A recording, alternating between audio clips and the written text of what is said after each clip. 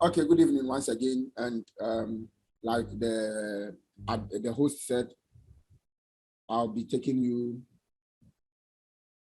through Reconnaissance and Vulnerabilities 101. So it's in 2 sessions. So today we'll do Reconnaissance, then tomorrow I pray we'll be able to finish Reconnaissance today. Then tomorrow we'll do vulnerabilities. We look at what vulnerabilities are and some things concerning vulnerabilities.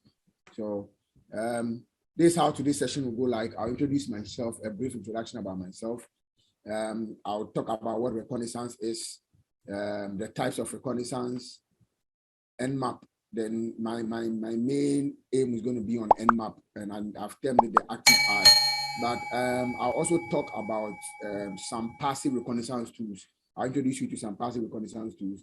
Then we dive into Nmap itself, what Nmap is, then the switches when it comes to Nmap. And you see the reason why I've termed Nmap the active eye, and I'm terming it the active eye of every pen tester. I'll explain the reason why it is the active eye of every pen tester. Then I'll talk about the Nmap Script Engine, which is the NSE. Then we have some practical demos on whatever we are going to teach, or whatever I'm going to teach.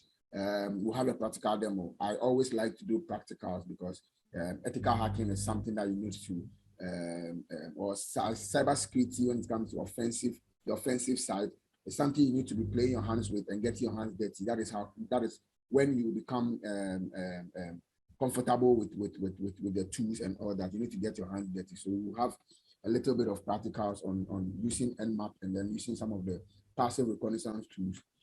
Then if you have any question, you ask, and then we can call it a day. So who am I? I am Reconnaissance, mostly known as Niihack. I'm a proud Ghana boy from Ghana.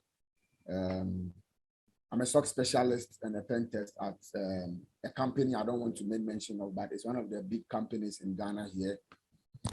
I'm a content creator at and the owner of Learn with Niihack, my YouTube channel. That's my YouTube channel, Learn with Niihack.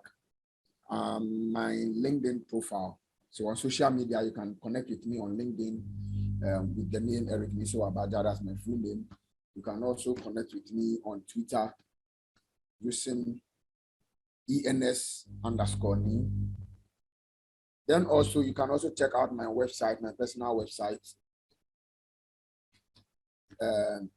www.niihackgh.com. And yes, I don't only do offensive stuff. I don't do work. I play basketball, I play drums, I play the guitar. And I guess you can see my guitar line down there. So, okay, so now let's move to the real deal. Now, reconnaissance. What is reconnaissance? So I said reconnaissance. So reconnaissance is information gathering, and I said information gathering and getting to know your target system is the first process when it comes to the ethical hacking, or when it comes to the cyber kill chain. Now, you saw the table of content that I placed questions at the last, but in case you want to ask me questions, you can just stop me and then ask questions whilst then I continue. If I'm going too fast, you can just alert me or draw my attention to it so that I can just slow down a bit. But if you have any question within whilst I am projecting or I am presenting, you can just alert me. I'll pause. You ask your question, then we continue. So information gathering and getting to know your target system is the first process when it comes to ethical hacking or the cyber kill chain. And in the cyber kill chain or in ethical hacking, the most important thing, and I always see that the most important step is your information gathering or reconnaissance. And I said reconnaissance is a set of processes or techniques that is footprinting, scanning, enumeration, used to covertly discover and collect information about target system. So reconnaissance is simply gathering information or getting to know your target. So, and that is why it is the first step. That's why it's always the first, and that is why it's the eye of every pen tester. because the more information you gather, or how much information you gather whilst doing a project, or whilst on a project, or whilst on an ethical hacking project or a pen test project, the information you gather and the useful or how useful the information is will determine the your attack scope, or your attack surface area, how much you are going to, or how deep you can attack even the system. So reconnaissance is simply gathering information and collecting information about the target, or knowing your target more. Ethical hackers attempt to gather as much information about the system as possible during reconnaissance stage. So in your reconnaissance stage, that is where you gather all information you need to gather about your target system. If in your at your reconnaissance stage is what will make you and what will make you as a pen tester or as an ethical hacker. If you don't gather information, or you don't gather all information needed, you end up even telling your client, or telling or your project manager, telling them that, oh, the system is clean, or the system is not vulnerable. And I've had some issues like that, where I go on a project and the client tells me that someone has already come to do a pen test here, and he says that we are clean, so we just want a second eye.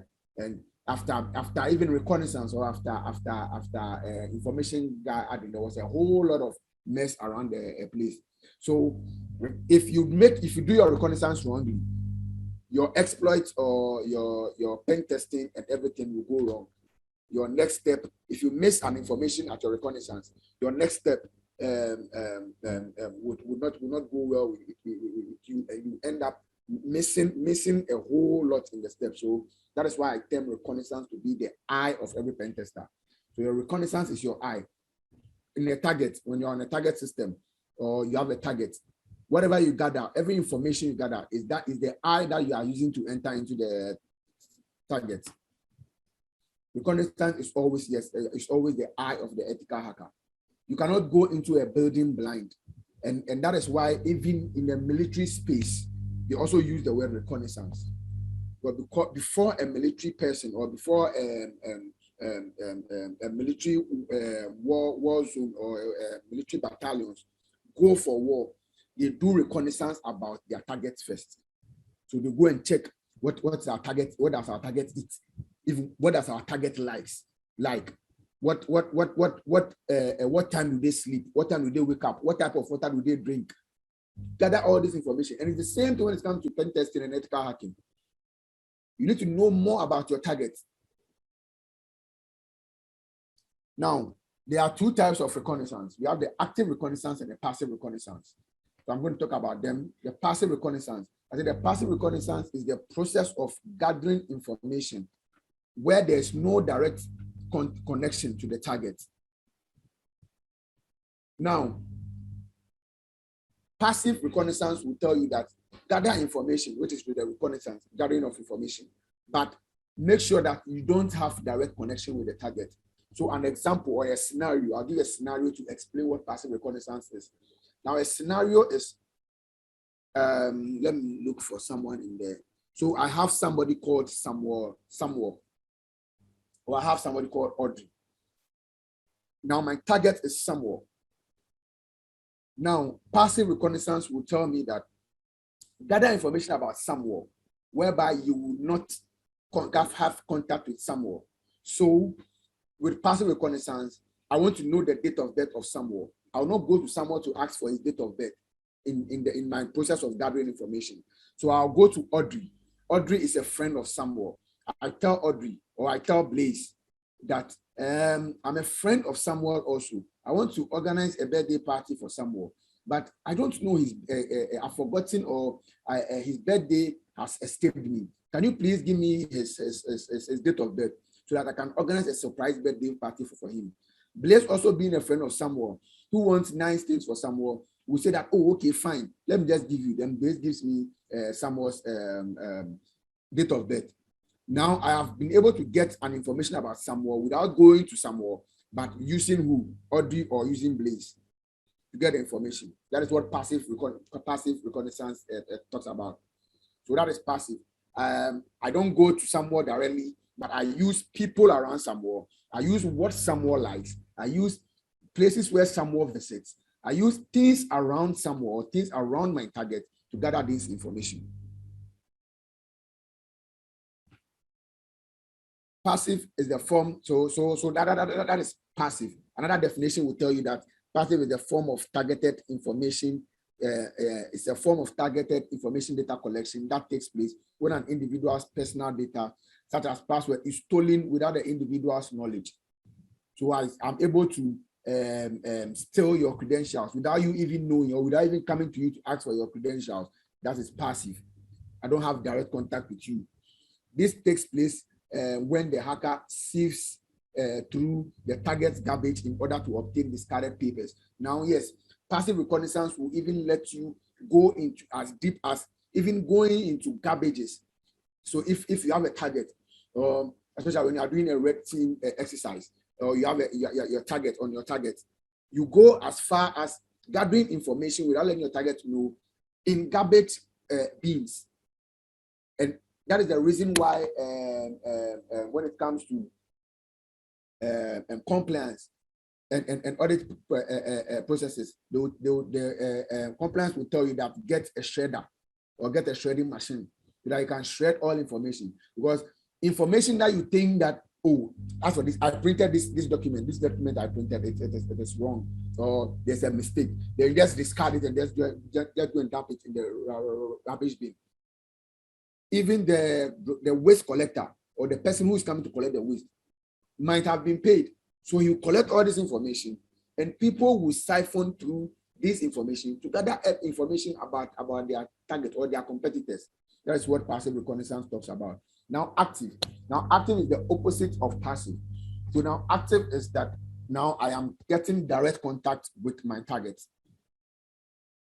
I want the date of birth of someone. I go straight to someone and tell someone that, can you give me your date of birth? Everything I need about my target, I go straight, I hit my target. I go straight to my target to get that information, to collect that information. And this type of information this type of record gathers information about our target by probing the target system. So I probe the target system. If it is someone I want, I probe someone well and well to gather information from him. Then I said this type of record is faster to perform and generally yields more actionable information than passive record. Now let me explain this with a scenario. With the first scenario I made, I said I wanted the date of birth of someone. So I went to Audrey, I went to Blade to ask for information about someone. Now, here is the case. Let's look at this case where someone is the type of person who does not like to share his information, or he doesn't want people to know his real date of birth. So his closest friend, who is even Audrey or Blaze, his closest friend asked of his date of birth, and he gave him a wrong date of birth. Now, Blaze is having this date of birth that, okay, Audrey is Samuel is born on the 2nd of July, 1999. But that was a wrong date of birth Samuel gave. Now, if I go and use passive reconnaissance to gather the information from Audrey, Audrey will tell me that, oh, Samuel's birthday is 2nd July, 1999. But it might be wrong because Samuel did not give the right information. But that is why with active, I am going straight to Samuel to collect information from him. So that's why active sometimes is even faster, because active, I am hitting the target directly. Passive, I now have to lie, con him, and even if it means taking him out to lie him, just to collect information. So that's why active is always faster, but passive is also very important. Now let's look at some of the passive reconnaissance tools.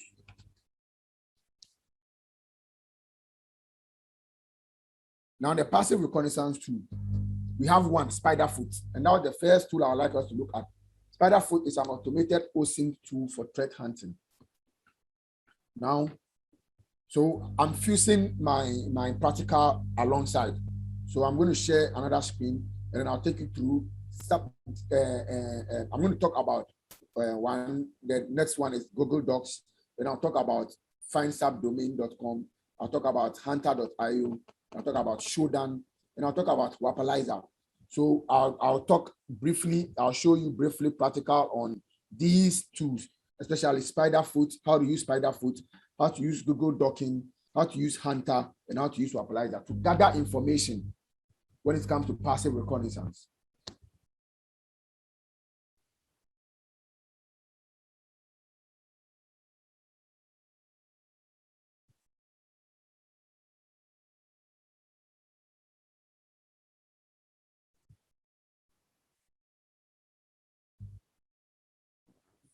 Spiderfoot.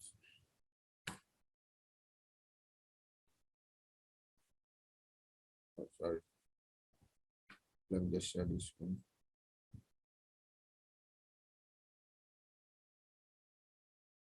Can you see my screen having Spiderfoot? Yes, we can see your screen. Okay, thank you. So we have Spiderfoot.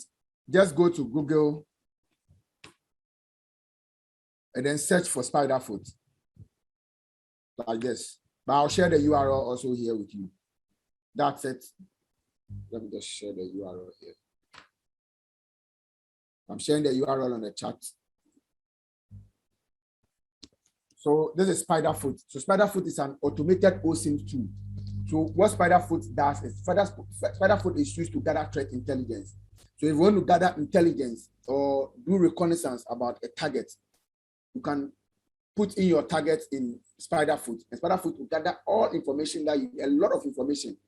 The good thing about Spiderfoot is you can integrate other tools to it by using an API key.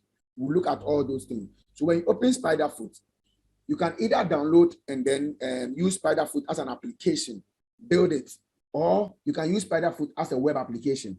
So all you do is you just enter your email address here. You can just enter your email address and then you hit on this button. It's going to create an instance of Spiderfoot for you and send it to your email. You register and everything. Then you have your instance. I'll look for my instance and then I'll just share that one. Okay. So you can go ahead to register, enter your email, register, and then you have your own instance of Spiderfoot. So this is my instance.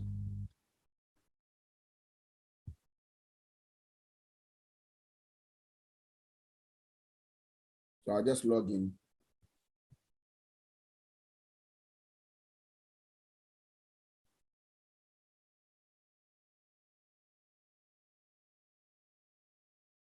I log in again. Yes, now I have Spiderfoot. So this is how Spiderfoot, the dashboard looks like when you log in. Now let's look at the API configurations. So you come to configure and then you come to API key manager.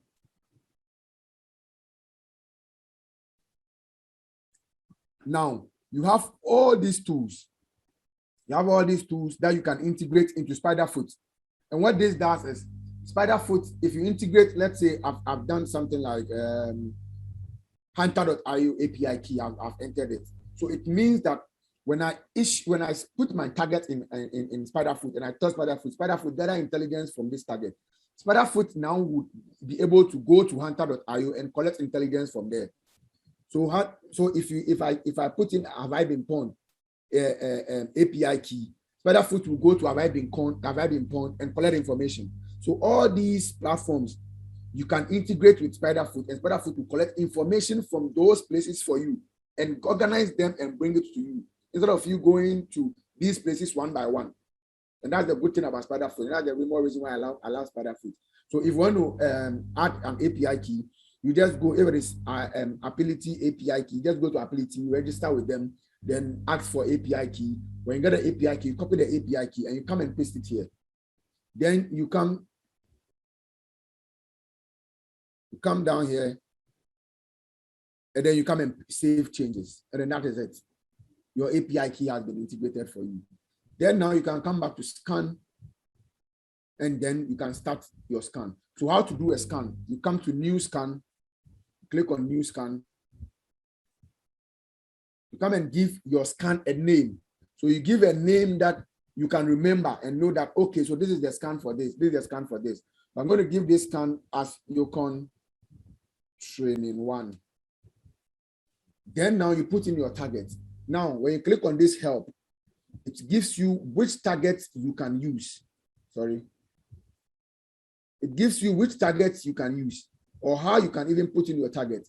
So it says that it takes targets from domain or subdomain names. It takes host names. It takes email addresses.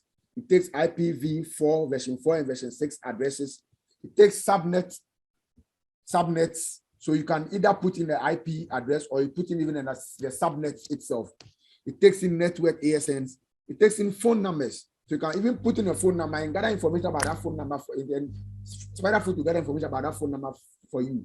Which platform it has been registered with, which tools or which social media platforms has the phone number being used and all that. Then you can also enter username, and with usernames and human names, you need to enclose it in a double quote.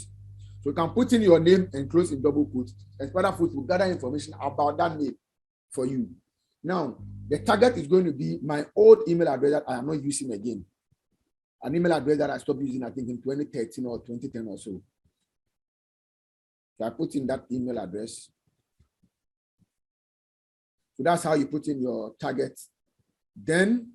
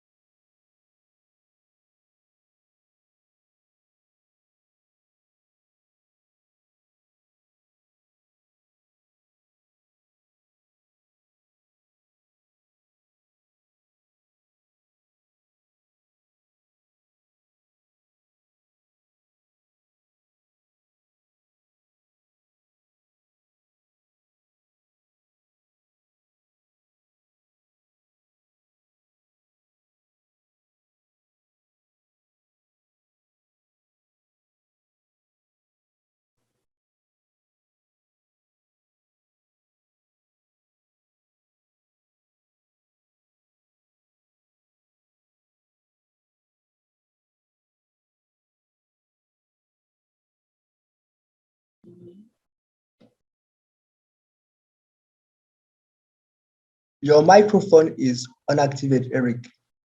I don't know if you know that.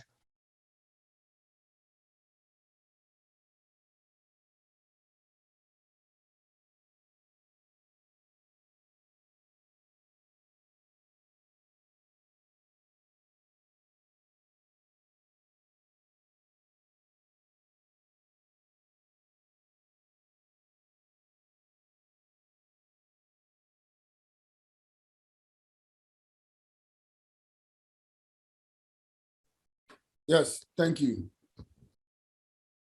So sorry. Sure. So now I have my target. I have my name of my target. Then you just click on run scan. As simple as that. Okay, maximum number of scans for 3 months permitted plan. Okay. So one thing about Spiderfoot is we have the free version, you have the paid version. So the free version gives you maximum scans. So I have reached my maximum scan, so I can scan. But if you are doing along with me, you will see that you'll be able to run the scan. So let me take you through a simple scan that I already did. So that's my target. Let me just go back so that you see something. So that's my target. So any scan that you run, it saves here for you. So that's the scan name I used. That's my target. And then that is when it started, when it's finished, and the user who ran the target. And then the status of it, and the elements that was gotten. So here is my scan on the same target I wanted to scan. So you can just have a look at it. So you see, Spiderfoot runs what it has to run and then gives me online identity. So it gives me my online identity. You can click on it to see. Now, this is a blog spot that a blog spot that I've even forgotten about. Let's go to that place and see when I even uploaded that blog spot. And you see how Spiderfoot was able to even go back in time to even get me this information. And look at the date. 2011. This was when I started learning how to create blogs and websites and stuff. I've even forgotten about this. I said I'm a boy of 23 years, an HND graduate, and all that.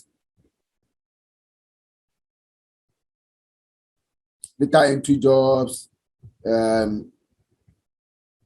As far back as 2010, and Spiderfoot was able to, and because I registered this blogspot with my email address, Spiderfoot was able to go and gather this information and bring it to me and tell me that I have a blogspot with my name. So I have a Graphata profile with my email address. So whatever is associated with my email address, Spiderfoot is going to bring it for you, and you have access to them. So if the target, if this is my target email address, or this person is my target person, now I just put in his email address and I have this information about him that, okay, so this means that my target attended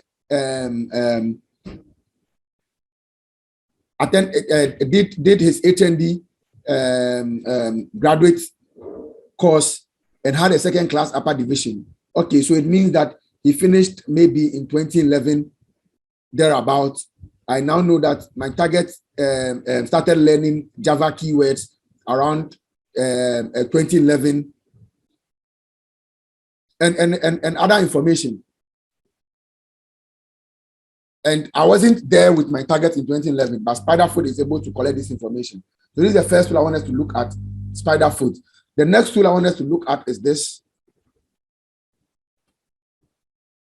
Hunter.io.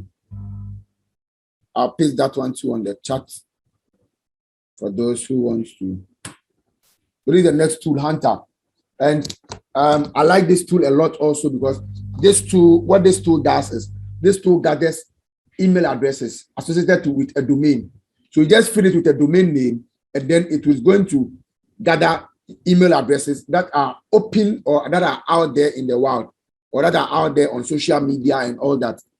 And this is something that some corporate organizations even fall for, because some corporate organizations will have their employees using their corporate email to create social media accounts. And I could remember one project that I was doing, a pentest that I was running for a company. I just filled in the company's domain name, and then I just clicked on find email addresses, and it was able to even give me the structure in which the companies structure their email addresses. So I got some email addresses, took those email addresses, I got the structure, and then now I even used that structure to now start forming my own email addresses. And I used the phishing attack to get credentials from these people. And I used that as my base or as my initial foothold to get access to the company's network. As simple as that. All starting from a passive reconnaissance tool called Hunter.io. So this is how Hunter.io is. So I think I've logged in already. So you just log in you just click on Hunter.io. It will give you a place to sign up with your email address. I think it takes only corporate email addresses. You can try the public email addresses to see if it works, but I think it only takes corporate email addresses. Fill in your email address, register. They'll send you an email, you activate your account, and then you have your account. Now you can come and search anything. Now I'm going to use a very good friend of mine, and then also one of the sponsors of this company's domain name. In fact, I've asked permission to use it. Let me even sound this disclaimer before we continue. Everything we are learning in this workshop should be used for educational purposes, or you should use it in your line of work. Don't use it when you are not authorized to, because doing something that you are not authorized to in cybersecurity is a crime. So if you're an ethical hacker, the difference between an ethical hacker and a black hat hacker is permission. So if you are not given a permission, then you are treading on a black hat, or you are treading on the black side. So make sure that you are given a permission before you even put in someone's domain to find email addresses about them. Thank you.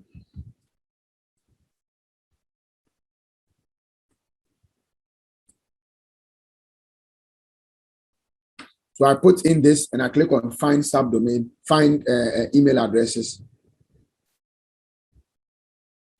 And then it starts doing the recon for me. So now you see it has given me a bit of information. So I know that my target system, which is inviterglobal.com, has an email called info@inviterglobal.com. They also have another one called founder@inviterglobal.com. They have CEO@inviterglobal.com. Now I can use this to even stage an attack.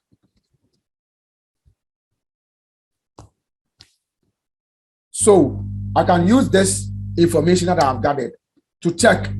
I can do spoofing, email spoofing. So spoof, I know that he has an email address called CEO@inviterglobal.com. I know that, and then I'll continue maybe through information gathering. I know that, okay, so the CEO of Inviter Global uses this email address to communicate to people or to communicate with others. I can spoof this email address and use it to send a phishing email to someone, target the person, use that person to even collect more information about my target. So always, like I said, reconnaissance is always your first stage of gathering, or your first stage in a cyber coaching or ethical hacking.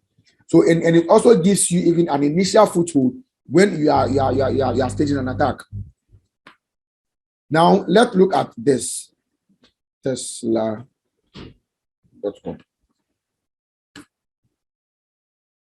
Now you see the email addresses that are coming.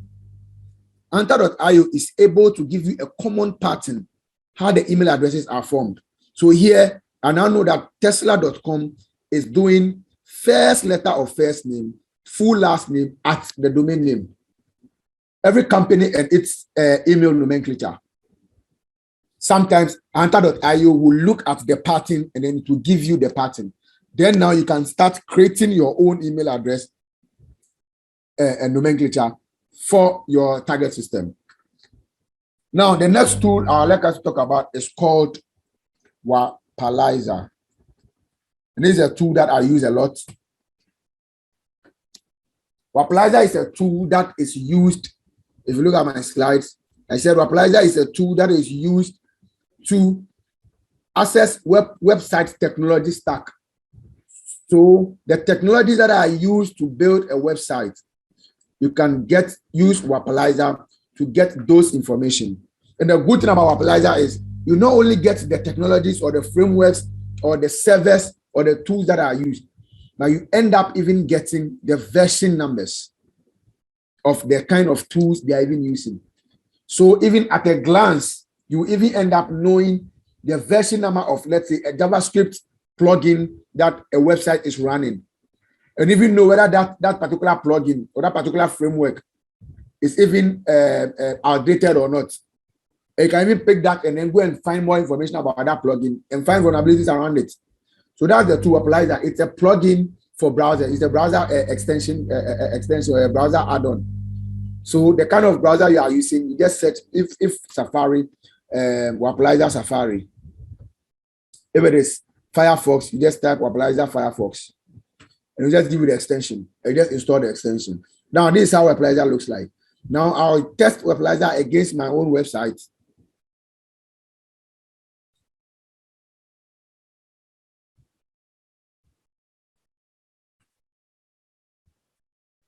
And you see how Appalachia will start populating. You see one, and start populating information for me. And that's my own website. So I have access to it. I have permission to check information about it. So you click on the icon, and then you see it's giving me now information about my website. I'm using a widget, OWL carousel. I'm using a talk. I have a talk bot on it, and I'm getting my chat bots from talk.io. There's Google Analytics on my website, JavaScript libraries.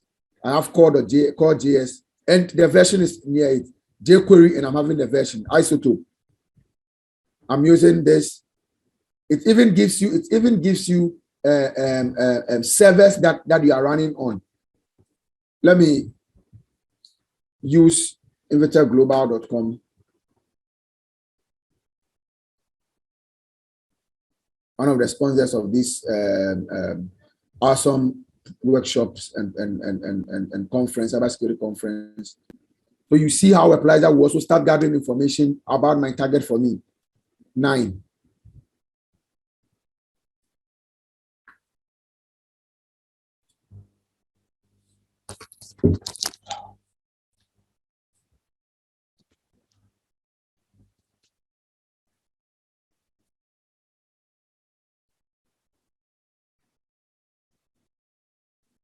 Okay, I'm getting more information. Okay, so this is Inviter Global website. Now I click here. Sorry.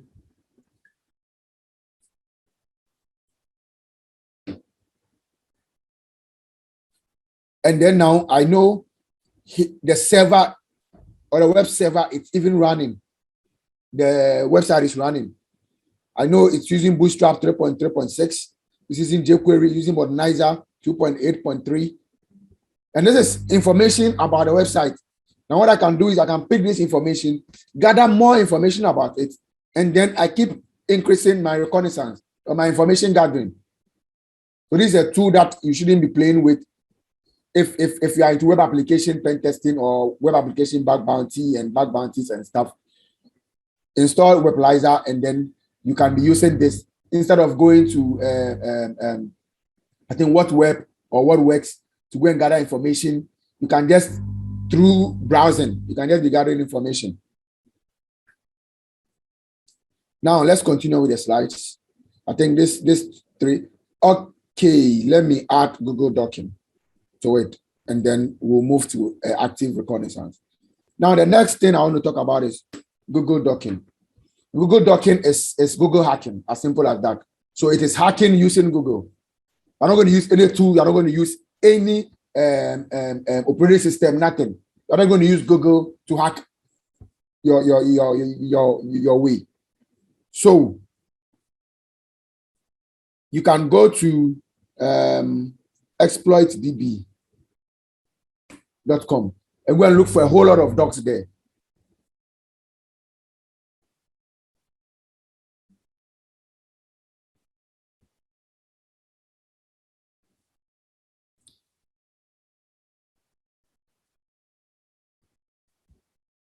So can do this.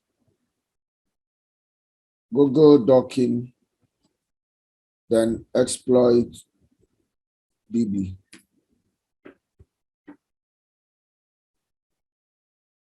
I'll share the link with you, so don't worry.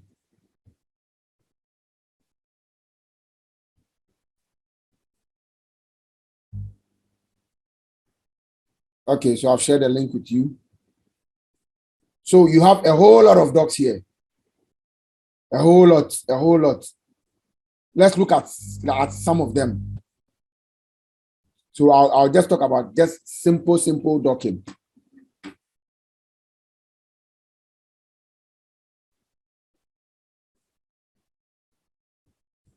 So the first doc I want us to talk about is for the movie lovers. You can do this index of slash with movies, not 2011. Let me do 2021. And it will give you now, it will look through Google and then look for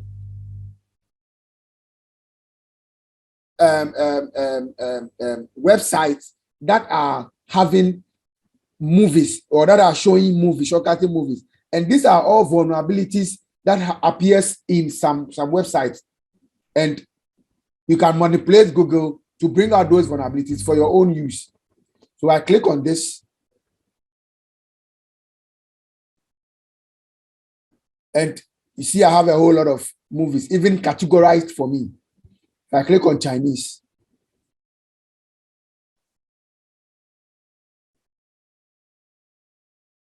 New.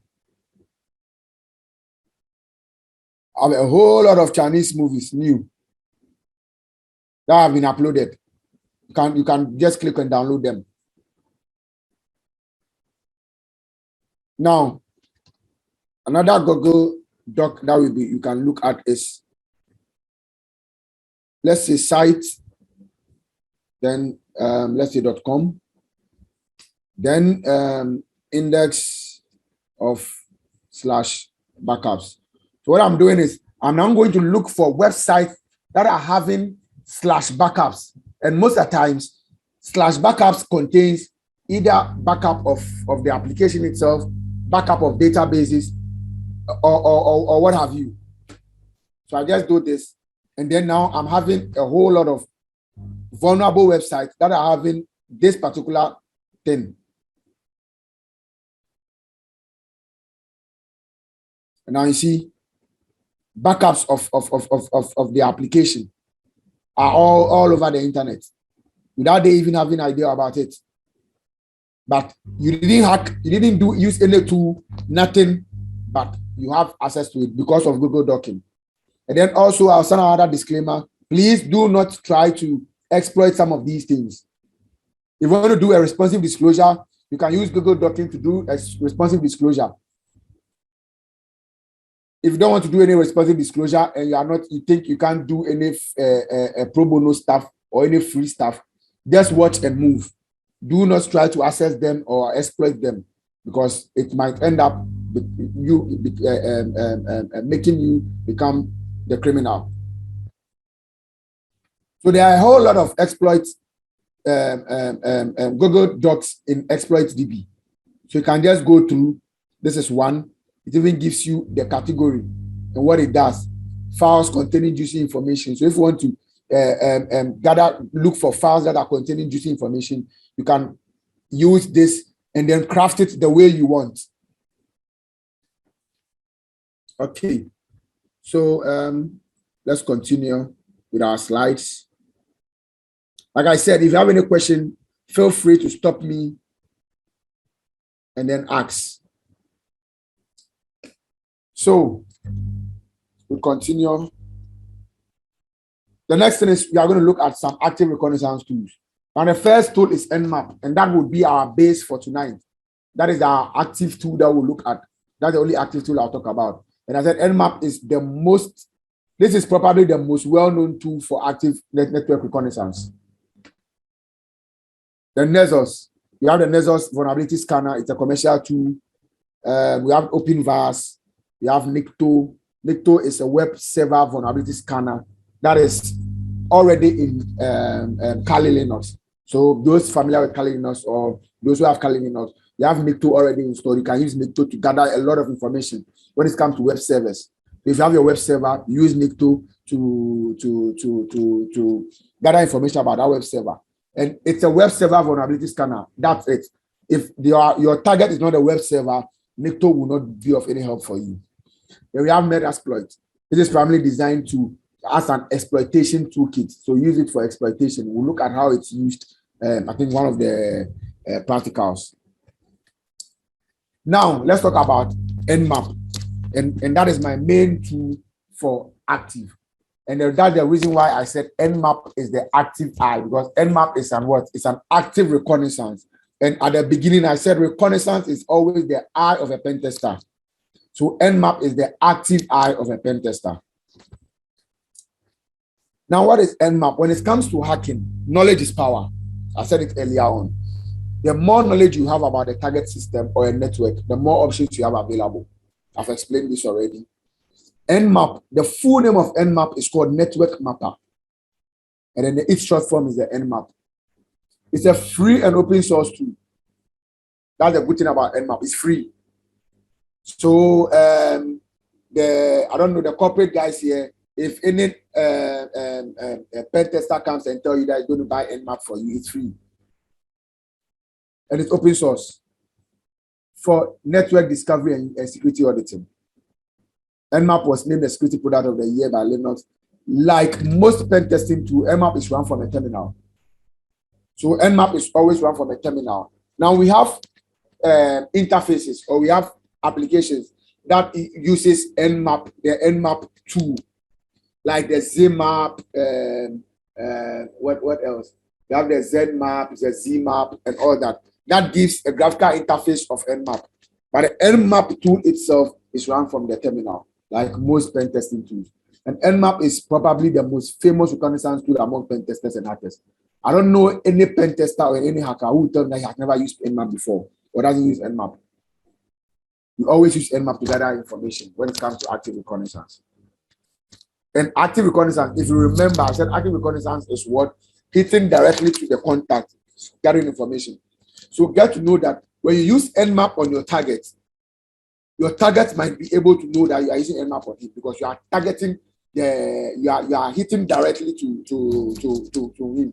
So if you have solutions, IDRs and stuff in place, you will be able to know that somebody is doing something to his network or is targeting him. Now let's look at some of the Nmap switches. We cannot talk about all Nmap switches. So I'm going to talk to you about Nmap switches that I use as a pen tester. I'm going to tell you that the switches most of the times I use, or some of the switches I use to gather my information. And I always say that Nmap is as useless as the way you know it. And Nmap is as good as the way you know it. So get to know that. Somebody will tell you that Nmap is not that good. Nmap is a useless tool. Nmap is not a very good tool and all that. Fine. Because the person doesn't know the use or how to use Nmap well. And there's a saying that goes that without you knowing the use of something, abuse is inevitable. So you might not know some of the switches. You might not know how to craft even your Nmap switches or your Nmap command. That is why you will not get information. So let's look at the switches. One, the -H.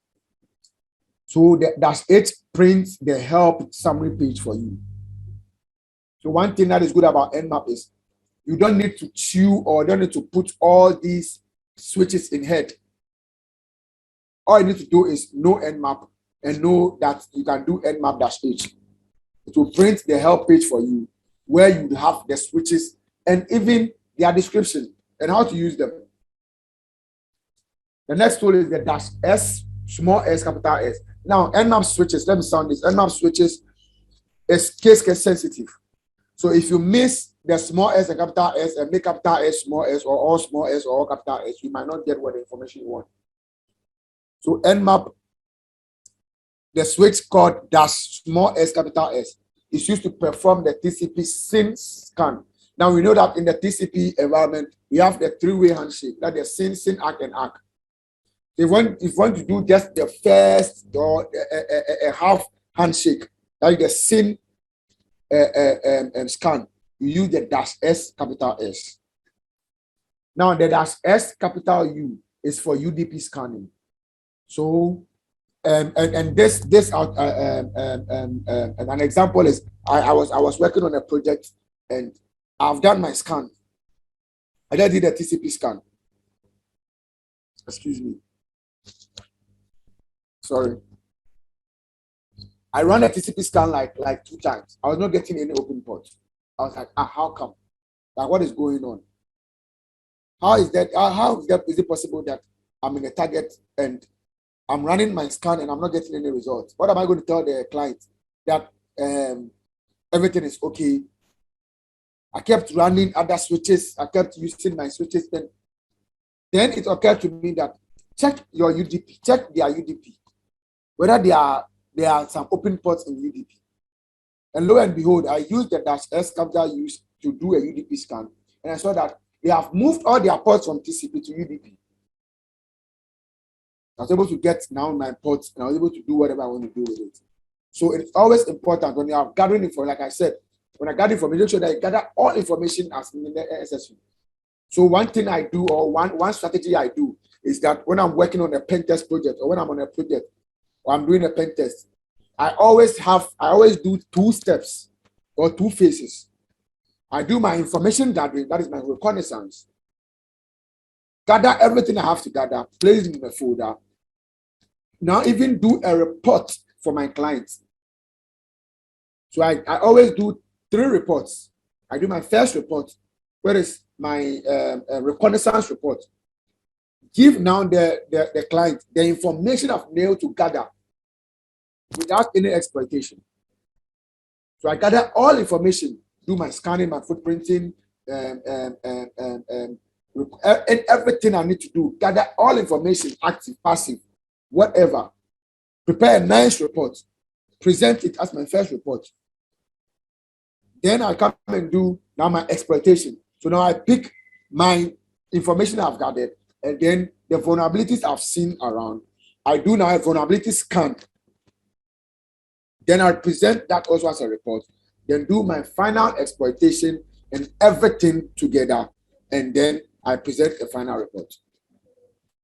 So reconnaissance is very, very important. The next thing is the -S, small s, capital V. That is to probe open port to determine service and version info. Now we'll do a practical and you see the essence of all these switches or how these switches works. The next switch is -O. This enables OS detection. So if you want to grab your OS, get the OS banner, get information about the OS, about the operating system your target is running and all that, you can use Nmap with the -O command, and it's going to grab the OS that the target is running on. Sometimes it even gives you the OS and even gives you the service pack number.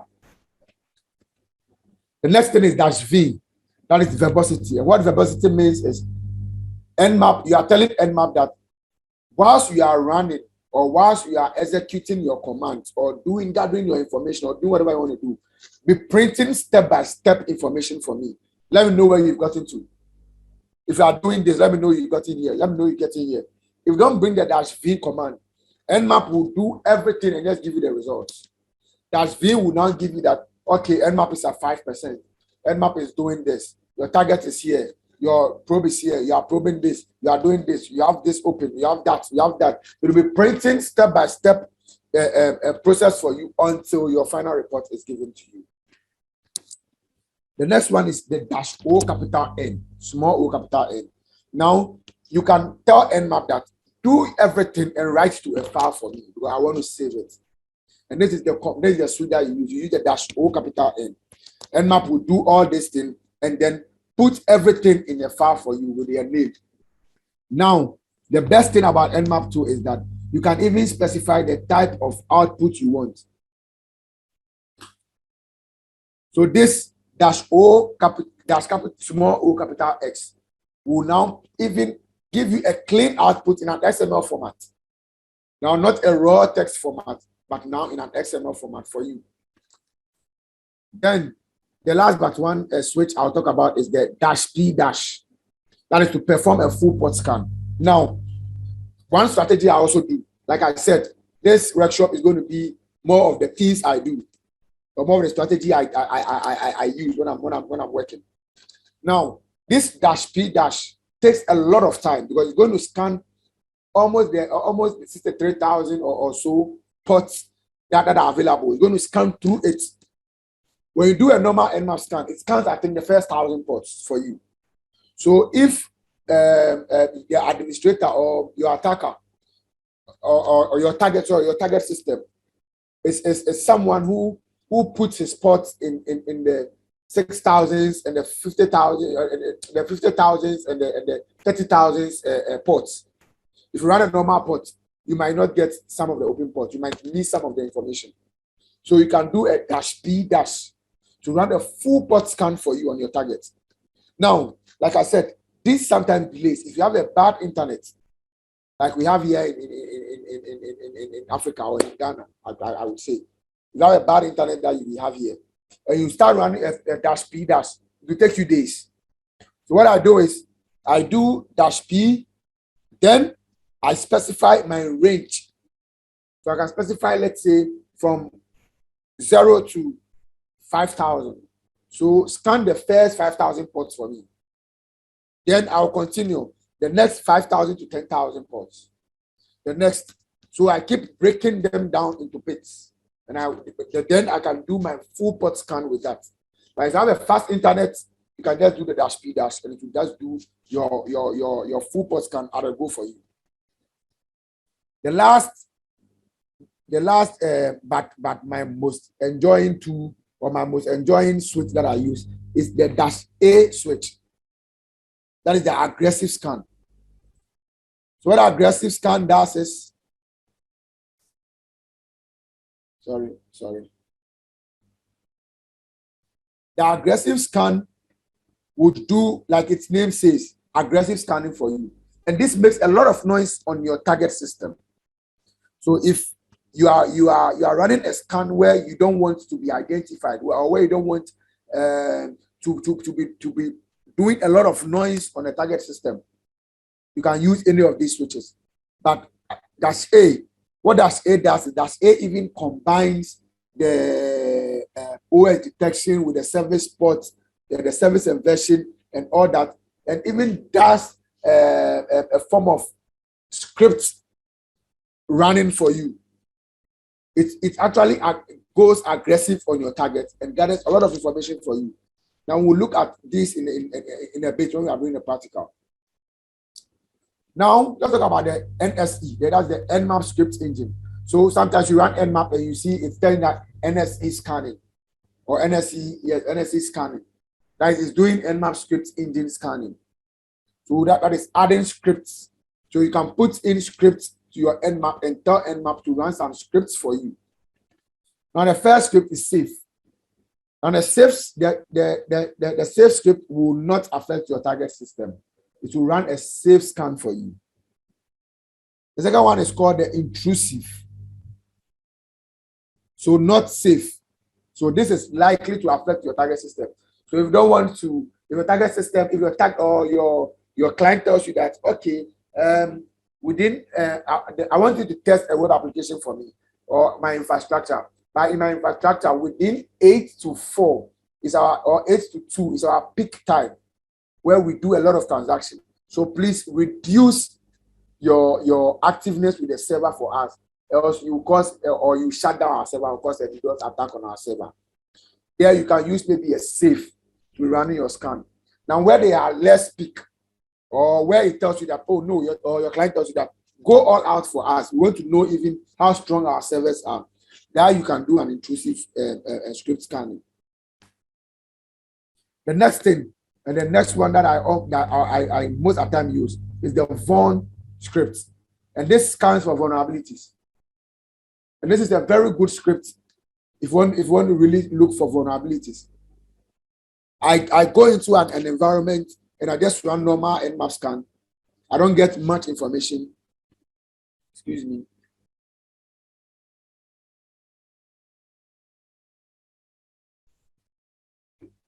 Sorry.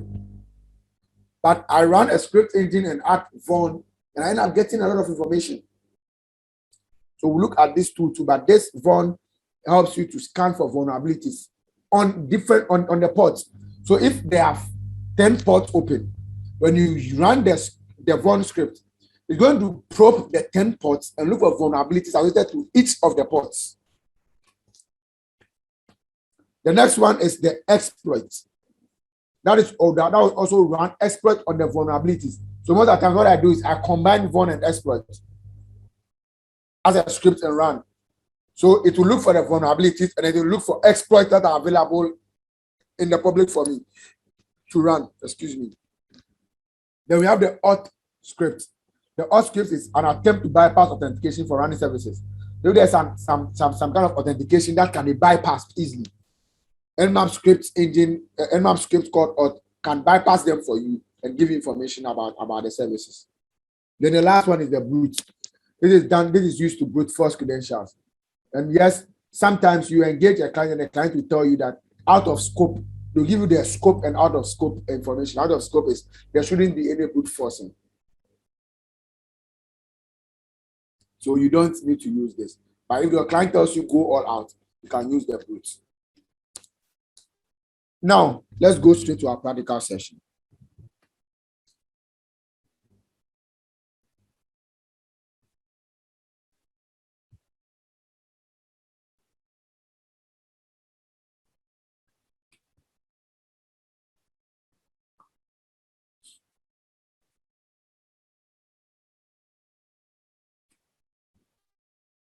A minute, let me start my machines, my attack machine, and then I'll share my screen.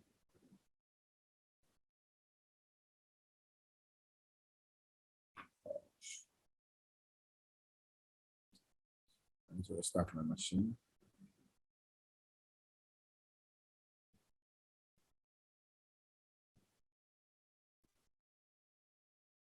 Okay, so whilst I'm starting my attack machine. If you have any question, you can ask. If there are any questions, please feel free to ask whilst my machine starts. Then we dive into the practical. So the floor is open for questions. You can send them as a chat. But I don't know how the questions is being done. Admin, host, you can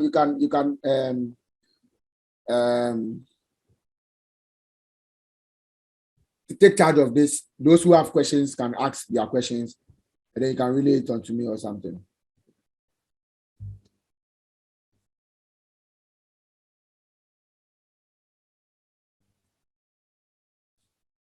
Yeah, okay, Thomas Anderson, your hands are up. Admin, do you give them access to ask questions, or do you need to send a chat?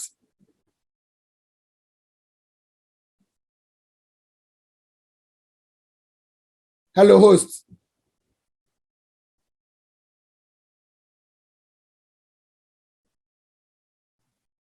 Okay. So I think there's a hand up. Thomas Anderson. Yes. Okay. So to chat, or that you grant them permission to. Yes, Thomas Anderson, you have the voice. Yes. You have the flow. Good evening. Good evening, sir. Good evening. Yes. I just came and then we were talking about the NSC, and then I wanted to know, is it just like the Nmap, the software? Okay, sure. So NSC is a script engine in Nmap. We'll look at the practical. I'll show you a practical of NSC. So NSC is part of Nmap. So it's just a script engine based that is built inside Nmap that you can call, like the way you call the switches in Nmap. You can call that one to work for you. So it's not a tool on its own. It's part of Nmap.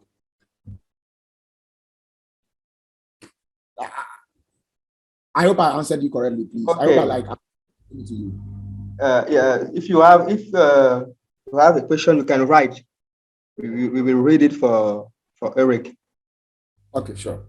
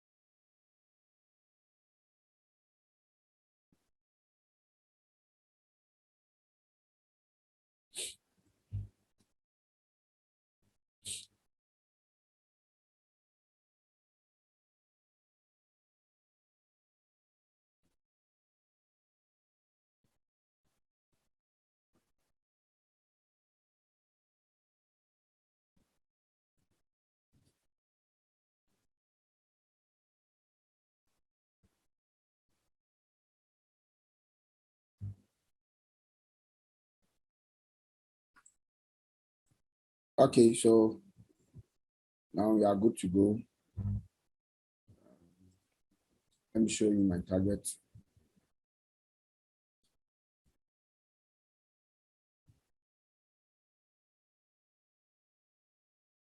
Okay.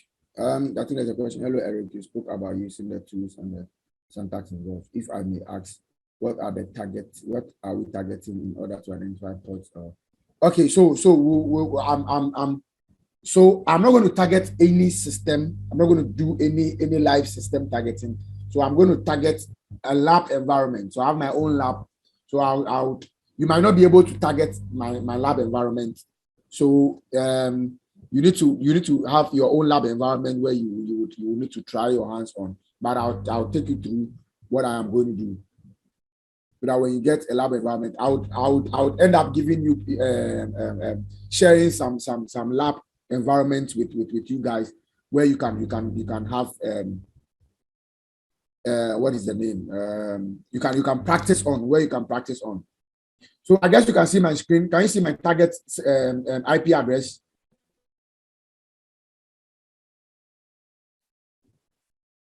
Hello.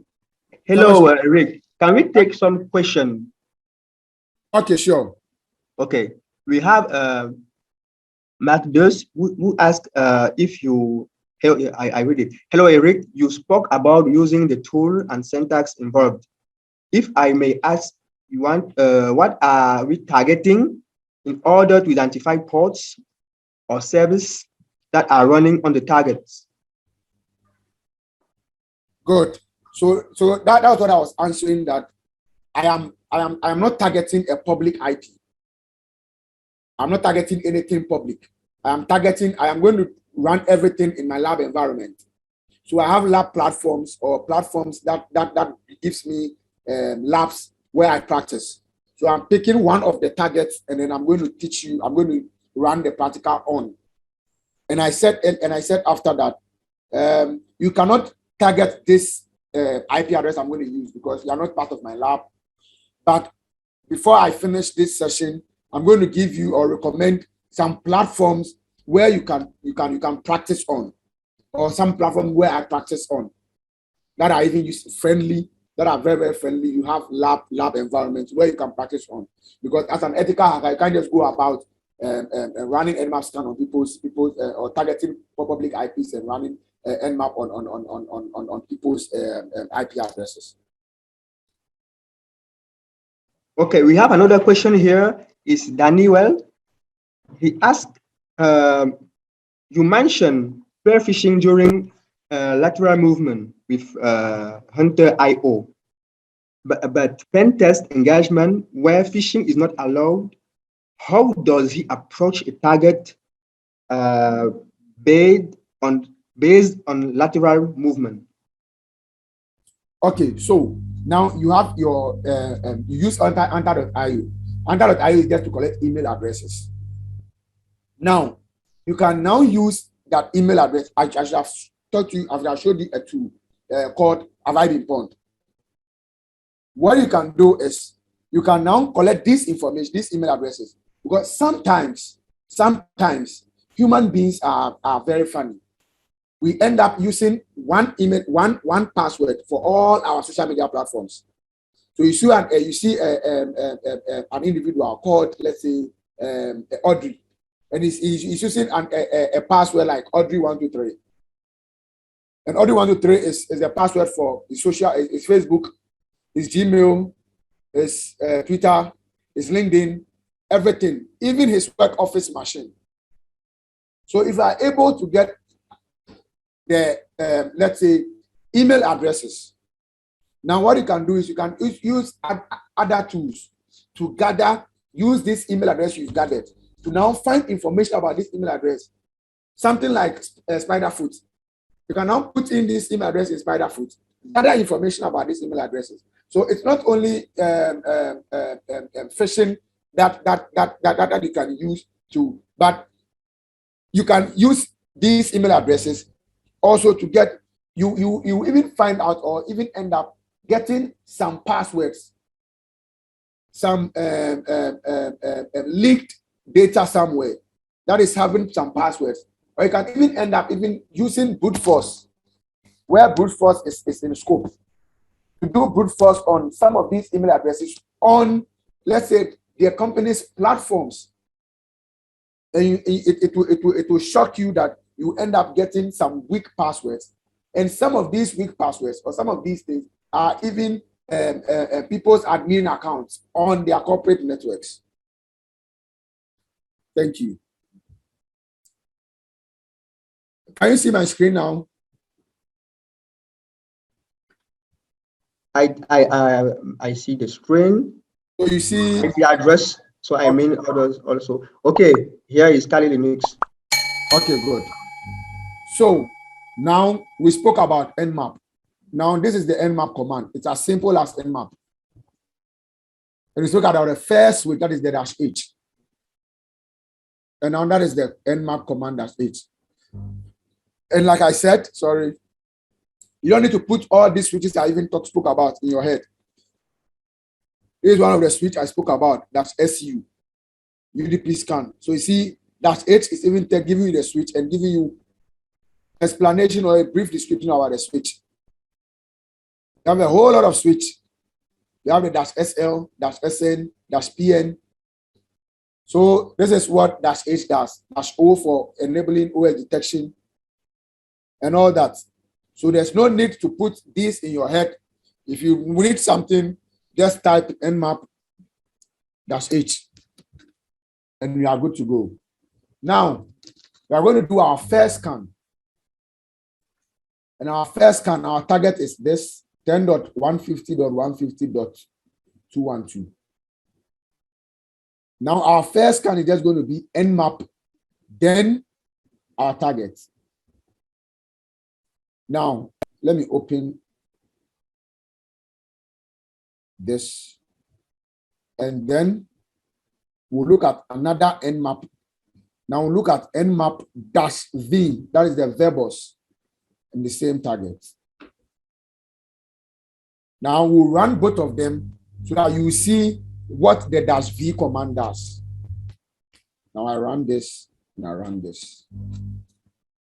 Now you see, both of them are running. I see with the dash V, it is giving me step by step. It tells me scanning start. Discovered this, discovered port, discovered, increasing send delays, discovered. It's giving me step by step, printing step by step results for me. Now here, I didn't use any dash V. It is running everything on at the background. Now, if I hit the space bar, you see it's running. It's telling me that about 23.96% done. So it is running. But it is not running anything. It is not showing me anything. It will just show me the end results. That's the difference between using the dash V and not using the dash V command. Let this finish running. I pray it doesn't take too much time. Gosh.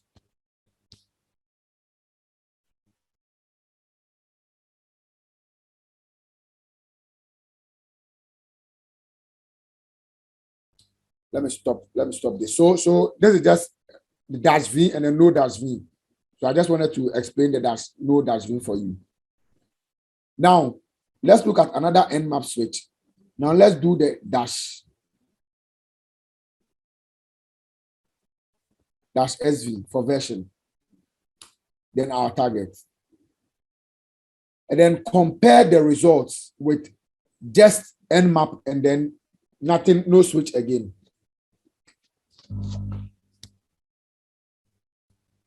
So let's sit back, let's wait and then see the results. Let it print the results for us. Sorry, let me do this. Let me add the dash V so that it prints results for us.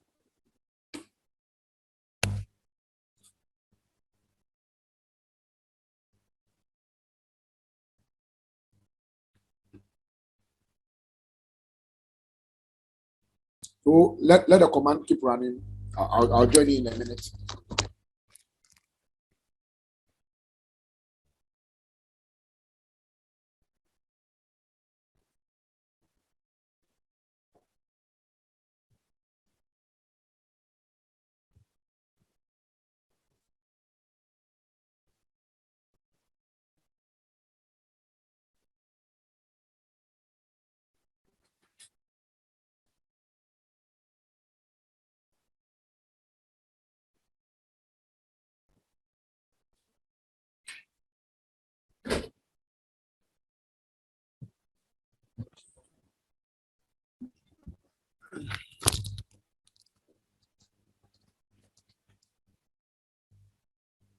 Okay. I think our target is still scanning. We are still scanning our target. So you can continue asking the questions whilst we continue the scanning, so that we can be having an interactive session. So you can be asking questions if you need, if you have more questions. Just let them come, then we answer them.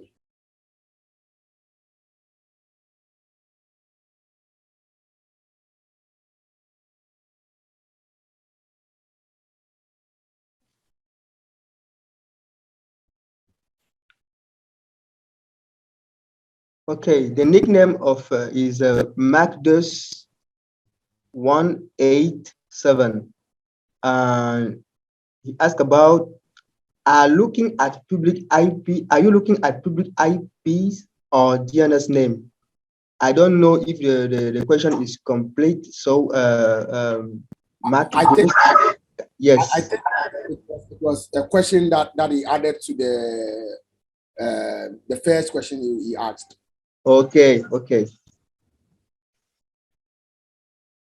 So with Nmap, you can even not use IP address, and then you can still scan your target using their domain name. So if you know, let's say something like niihackgh.com, you can do Nmap against niihackgh.com, and it's going to run for you. So it's not only IP addresses. Now another thing I'll add also to it is you can do an Nmap on a subnet, not necessarily just one IP address. So you can have your target IP, and then you can also do a subnet scan using Nmap. You can do an IP range from here to this on Nmap.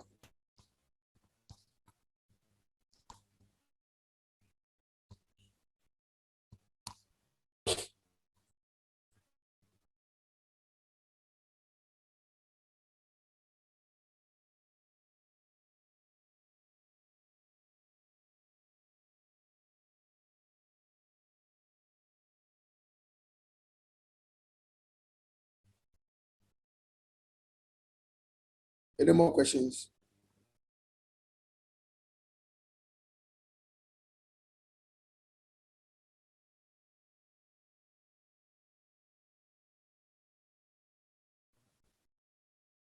You can already ask your question because we probably run out of time. So if you have a question and you want to ask that question at the end, better ask it now.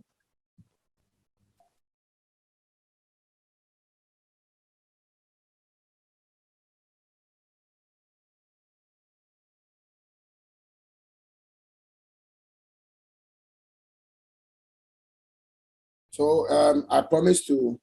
So let me share it now. So some of the labs, some of the platforms where you can practice from, one, or where I practice from. Let me put it that way. Some of the platform I practice from. So ihackme.com. It's a very good. Can you use the same syntax on Nmap, which is the GUI of Nmap? Yes, you can. Yes, you can use them. So the same switches, you can use them on Nmap, because Nmap is just a graphical interface for Nmap. Somebody wrote French. Okay, I can translate it. Okay. I will keep it simple. He asked if there is another tools to make this kind of vulnerability scanning or scanning stuff, passive scanning or active scanning, and you want to know if there is another tools able to act like Nmap. I think in your presentation you present a bunch of tools. So can you just clarify it? Okay. So if we're talking about other tools for reconnaissance, I spoke about a lot of tools, passive and active. The active, I even spoke about this tool in let me just this tool in Kali for web server enumeration, web server scanning. Spoke about Nicto. So that's Nicto, and that's the command. So you do Nicto-H, and then put in your target. But make sure that your target is what is the name? Your target is a web server. Now, most of the times, our web servers are on port 80 or port 443. But sometimes you do a scanning and you see that the web server is on port let's say 4455 or port 28. If you are doing this using Nicto, you have to then, if the port if the web server is not on port 80 as the default, then you have to add the port number to it. So you do column, then you add the port, and Nikto will run for you. So this is one of the tools.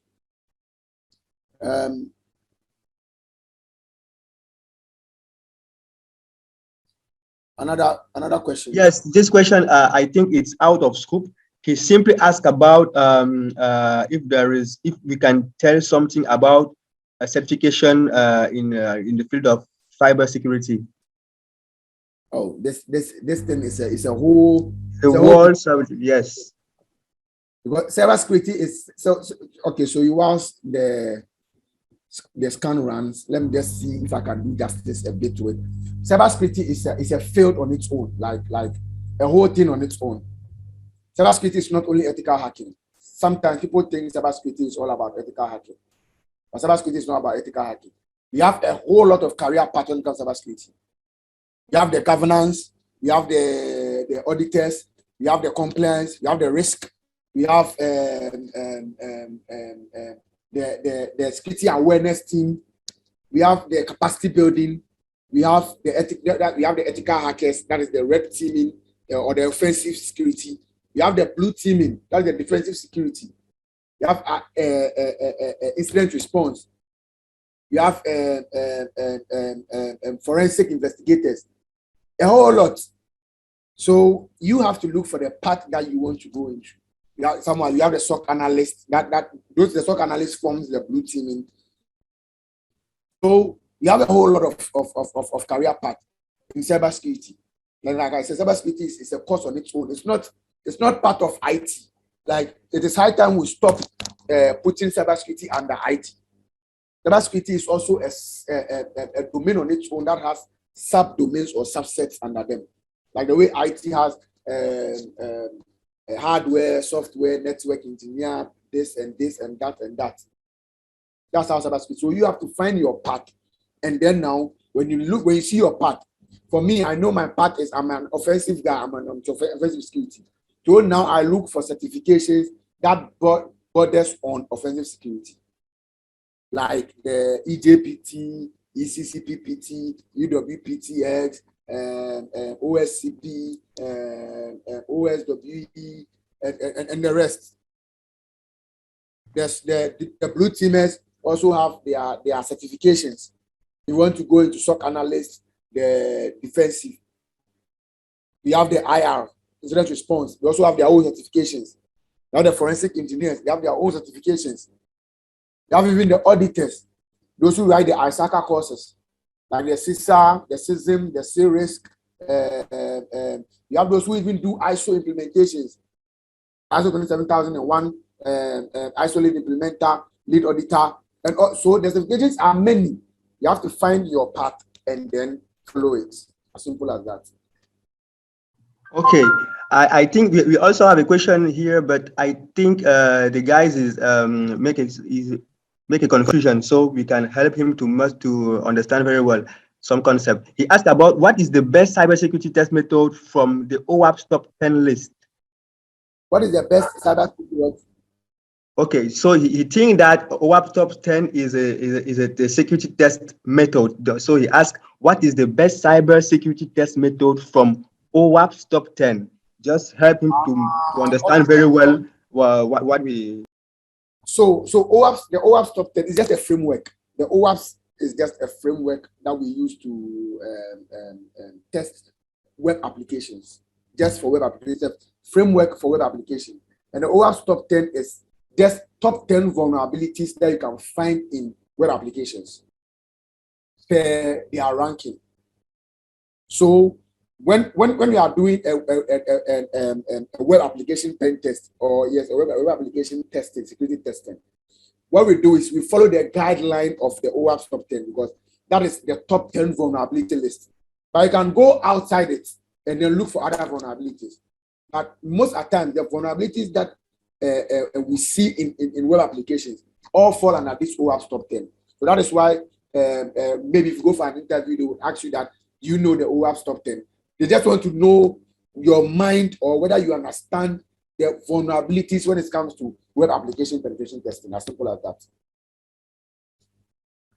I answered you, like I was able to answer you for you to understand well. Yes, I think it's a good answer. Daniel asked us here, can you also teach us how to exclude a port from scanning? For example, I don't want to scan port 18 for port 443. So how do you exclude a particular port when you are doing scanning with Nmap? Okay. So, like I said earlier to you, just go use the nmap-h command, and you can have all these questions that you are answering. But I would give you the how to exclude. It is just you use just the switch -- exclude port. Then you would select the port that you want to exclude so that it does not scan that port for you. This.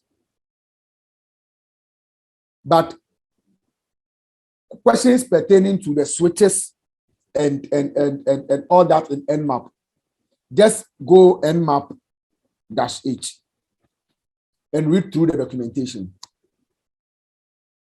I think I would share a resource.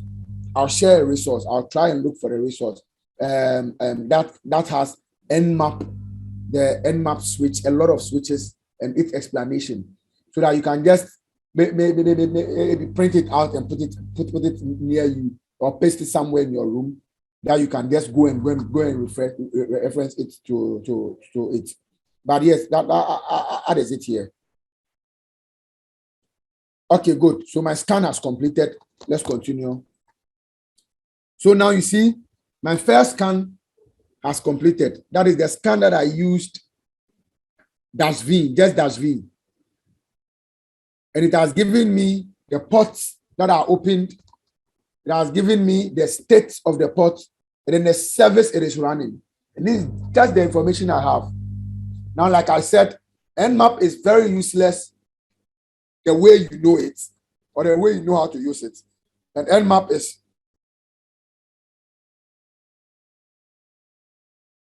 oh yes, sorry. I think the questions came in, but I'll surely do that. I'll surely give you the platforms. Let me just finish with our scanning here, and then we can go into that. So here, like I was explaining earlier, Nmap is as good as you know how to use it, and it's as bad as you know how to use it. So let's say an analyst or a pen tester comes into your environment or says he's a pen tester.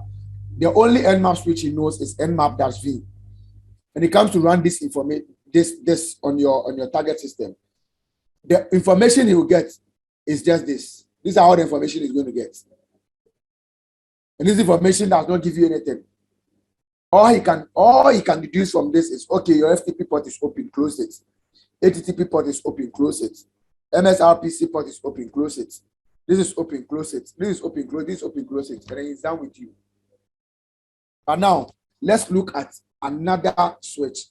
Now I'll talk about the switch I said I love so much, -a. And let's look at what that switch also does. N.150.150. Now, the scan on your left is also about finishing. We will see the difference. That one we use the -SV to get version numbers. We will see the difference between the information we have here and the information we have on our right. So that you know how the scans the switches works with the scans. Now, to your question, I think I sent the first one. Tryhackme.com is one of the places or one of the platforms I practice on that you can try your hands on. The next one is Pontildon. You can go to Pontildon. Is it .com? Let me just check.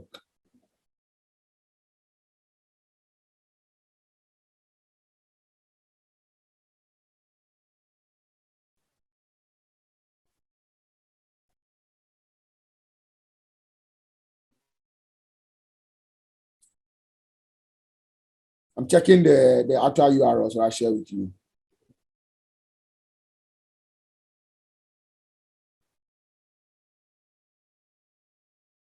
Okay, so here you go. And this platform is called Pontil Done. It also has a very good platforms for you to learn. We have Hack the Box. Hack the Box. I always say that is for those who already know their stuff. But I think nowadays Hack the Box is has also the Hack the Box Academy where it is teaching. So you can also try that out. And then also we have this, yes, proving grounds from offensive security. You also enjoy practicing from there. So these are four platforms where you can try and get your hands dirty. Now good. My next scan is completed. Now let's compare the results.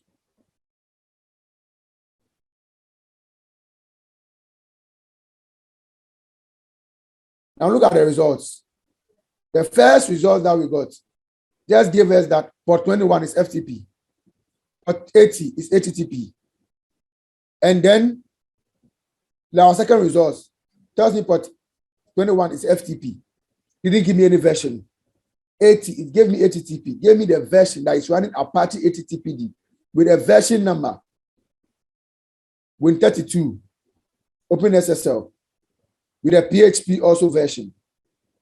So you see that information now I've gotten just by adding what is it? Just by adding a switch. It gives me that MSRPC. It's Windows, Microsoft Windows RPC.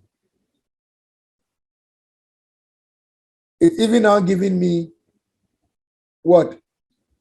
The operating system. But here, it didn't give me anything. Now let's even look at a more in-depth scan with the -A. And our final scan we'll look at is our scripts. So we'll do a script scanning, and then I think we'll be done with the practical. You can now go and try your own, try your hands on it from your house or from your home. Get your lab set up. Try your hands. If you have any issue, you can hit me up on any of my LinkedIn handles. Any of my social media handles, LinkedIn, Twitter. Yes, you can hit me up there or connect with me from there, and then I can help you out with your other questions because of the time. So let this scan finish, and then we run our last scan. Where is the script? So it is the same thing. You run Nmap, then you do -- script equals to. I told you that I love using Vaughn and exploit together. Then you put in your 10.150.150 or target.212.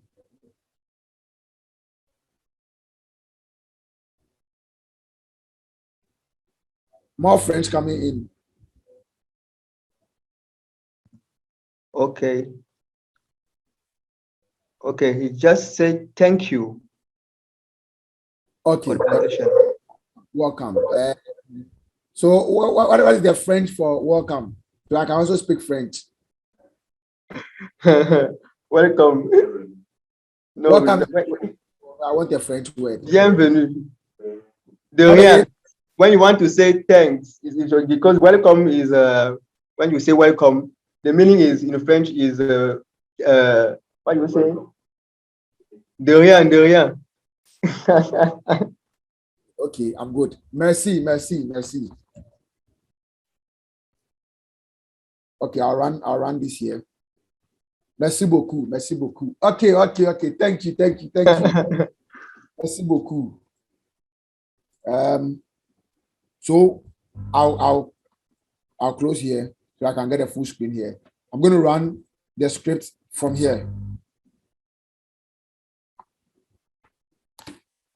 So let's run our script. Now Let's see what the dash A will give me. And let's see if I'll even get some vulnerabilities. You see, I used some switches. I didn't get anything. I just got information. Now let's see what the dash A does. Now dash A is running here. And then my script engine, NSC, is also running here. So the person who spoke about NSC, so you see initializing NSC. The NSC is part of Nmap.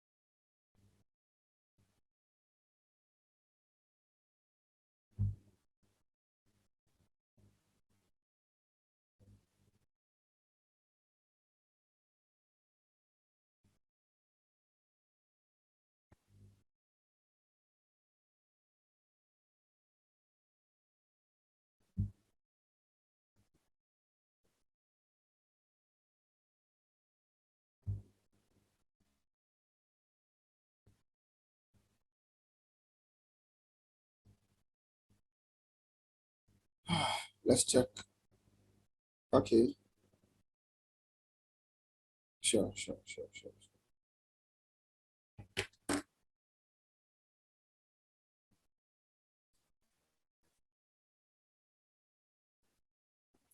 Tomorrow we'll look at some vulnerabilities, and then we'll look at some exploiting some of these vulnerabilities. I'll talk about vulnerabilities in general, like I said, vulnerability 101. So it's not anything deep or in depth, like what vulnerabilities is about, how you can search for how you can search for exploits from these vulnerabilities. Some of the places where you can look for exploits or vulnerabilities. How to even exploit these vulnerabilities and all that. So that's what we'll be doing tomorrow.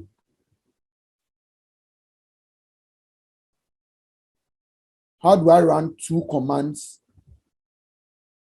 Which tool are we using for that? I don't get your question. Which tool are you using for what? Then how do I run command on Nmap? So you just add the switches. So you can just do Nmap, and then you can do -A, -SS, -UDP, -U, -SU, -O, you can just add the command like that on a line. And then add your IP address. You can change them, bring your IP address first, put the commands anywhere you want, and run it. Nmap will run it for you.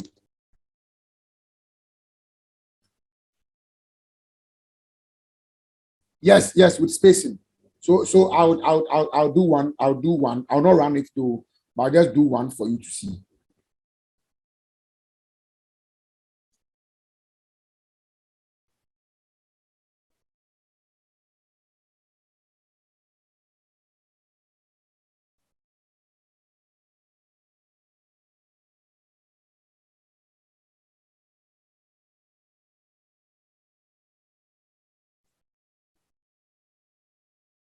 So access to my presentation has been shared on the chat panel. You can go to the Google Drive, and I'll be dropping in more resources. By tomorrow, I'll be dropping in more resources. The Nmap command and PDF file. I'll be dropping it there. I also dropped some links to have access to enumerating ports. So each port, and then how to enumerate them, or how to find information, gather information about them. I'll share the link there also, and then you can get access to it.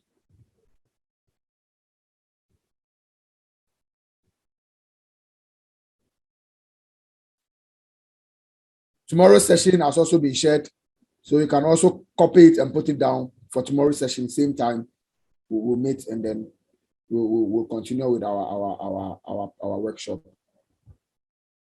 So good. Now we are good. My second scan, my aggressive scan is done. Now let's look at the information we have. Now you see, the first scans we did, we just had that FTP is open. But now look at the next information we have. You know, having FTP open, we're having some fingerprintings. That welcome to FTP, what have you. And we have something here. It tells me that FTP anonymous anon, FTP anon, anonymous FTP login allowed. And this is a very big vulnerability on our target system. Now, what this means is that now I can have access to FTP, their FTP, by not even logging in or not even entering any credentials. Now, this is a configuration error or a configuration vulnerability. When you are configuring FTP, FTP allows anonymous login by default. Anonymous login means that you can log in without any credentials or just type in anonymous as the username. You can log into FTP. Now it is for you, the developer or the system admin, to block this anonymous FTP login so that you can put password. Now what some people do is they forget about this. They will end up putting FTP password on their FTP server and then also leaving the anonymous running. So if you get this, all you can do is do this to exploit it. So you can type FTP, then colon dash dash, then the name of your target. 150.150.212.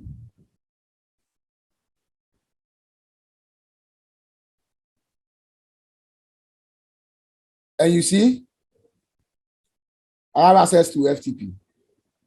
And now I can read files, open folders, download files, and what have you. I can now communicate with this FTP server, come and download files and all that. If he's having any sensitive information, I have access to the sensitive information. So you see, just by using Nmap, I'm able to get all this.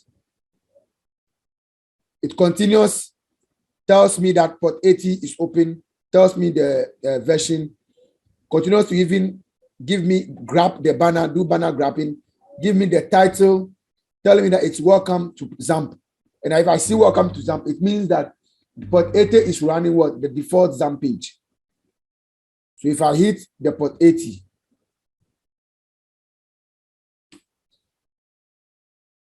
I should see the default XAMPP page, which is also another vulnerability. If you're running the pen test, you need to report for them to fix, where you shouldn't be giving information about your platform. But the first scans I did not give me all this information.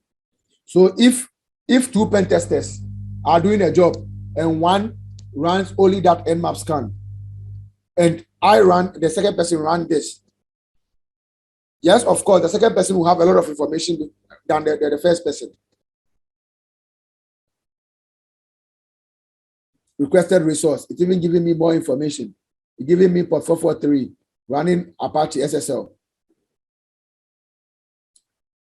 It's giving me that there is port 8089 running Splunk HTTPD. There is port 3306 running my SQL, and the type of my SQL is MariaDB. It's telling me that port 8089, that is running Splunk HTTPD. It's having an entry allowed, that is robot.txt. A whole lot of information it's giving me. Now let's look at our script engine also. Now I run the script for vuln and exploit. Now you see that this is now giving me another step of information. Now it's giving me that HTTP enum, PHP my admin, icons, potentially interesting folder, directory listing vulnerability. It's now listing vulnerabilities on port 80 for me. Now port -A gave me information about port 80,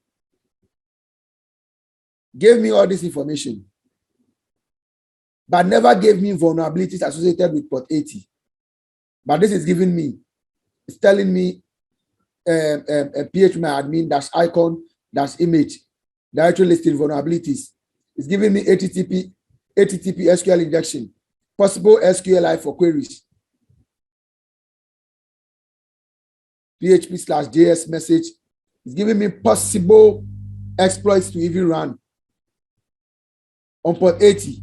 So this is just for port 80. It comes to port 443. It tells me that it is vulnerable to what? Slow loris DOS attack. So my port 443 is vulnerable to slow loris attack. It gives me the CVE.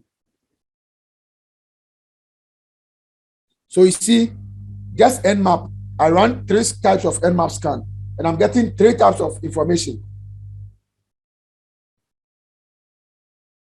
telling me that there is a vulnerable differential key exchange in the SSL on port, which of the ports?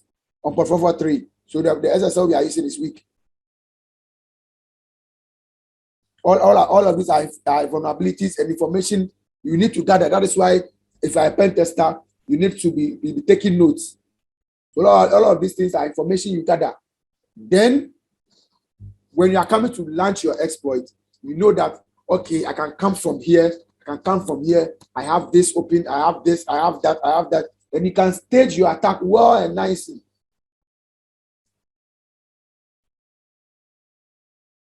So this is it. Nmap is as good as the person using it. And like I said, now I hope you agree with me when I say that Nmap is the active eye of every pen tester. Now with this information, I have a lot of attack vectors. I can either go by port 80. I have FTP unknown already. I can either go start with a DOS attack, like a whole lot of information. I have SQLI information or even SQLI information.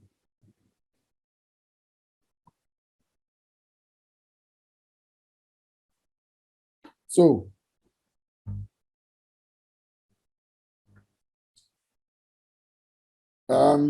let me just continue. Tomorrow we'll do a lot. Tomorrow I'll not do any slides. It's going to be practicals throughout. So I'm going to look at vulnerabilities. We are going to look at exploiting some of those vulnerabilities. We'll still run some Nmap scan to search for vulnerabilities. We'll learn how to exploit some of these vulnerabilities, how to use MSF console, that's the Metasploit model, to launch exploits and to launch attacks, to get shells and all that. So tomorrow is going to be pure practical.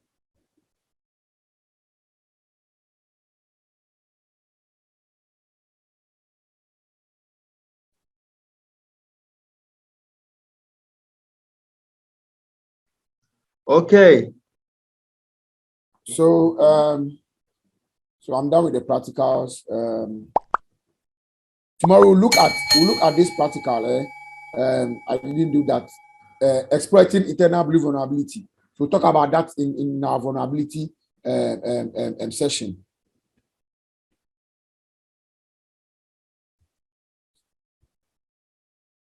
So I think most of the questions has been asked already. So thank you for joining. I'll hand over to the host so that he gives us whatever announcement there is. Thank you very much, Eric. Thank you. Very exciting session. I mean, we learned a lot. Thank you also for you who attend this session. So it's not over, because tomorrow we have the part 2 of Reconnaissance Vulnerability 101. So I share the Zoom link with you. We have also 2 other sessions, but the session of Ofinasa have been reported for Friday. So you have all this information, but you can already book now. So I will thank again. I don't know. We will not be able to take another question because we run out of time. So if you have a question, Eric, come back tomorrow and you can ask that question to Eric tomorrow. Thank you very much. Thank you, and see you next. Okay. Welcome. You're welcome.